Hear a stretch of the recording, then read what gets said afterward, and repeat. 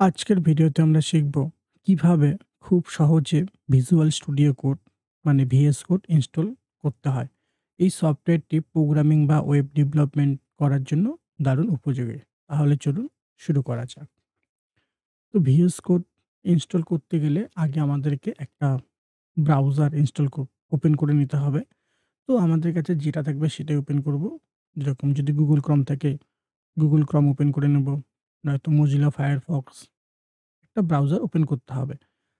তারপর এখানে সার্চের মধ্যে টাইপ করতে হবে www.vscode.com। তাহলে ভিএস কোডের অফিসিয়াল যে ওয়েব পেজ সেটা আমাদের সামনে চলে আসবে।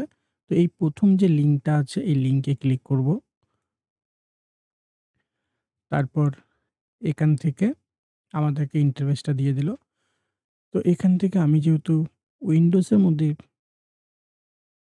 ডাউনলোড করছি, তো এখানে ডাউনলোড ফর উইন্ডোজ এর মধ্যে ক্লিক করব। তো এখানে ডাউনলোডটা শুরু হয়ে গেল। তো টোটাল সাইজ হচ্ছে ১১০ এমবি। ডাউনলোড কমপ্লিট হয়ে গেলে এর মধ্যে ক্লিক করব। তারপর এখান থেকে এই মেসেজটা আসবে, এটাকে করতে হবে রান। রানে ক্লিক করতে হবে।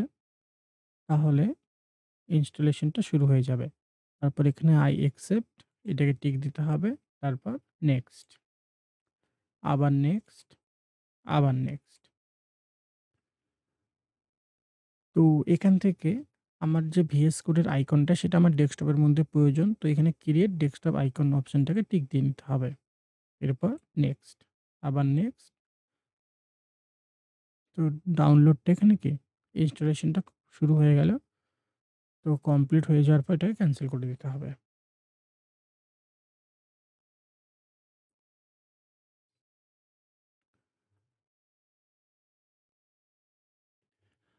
ইনস্টল হয়ে গেলে এখান থেকে ফিনিশ এ ক্লিক করব।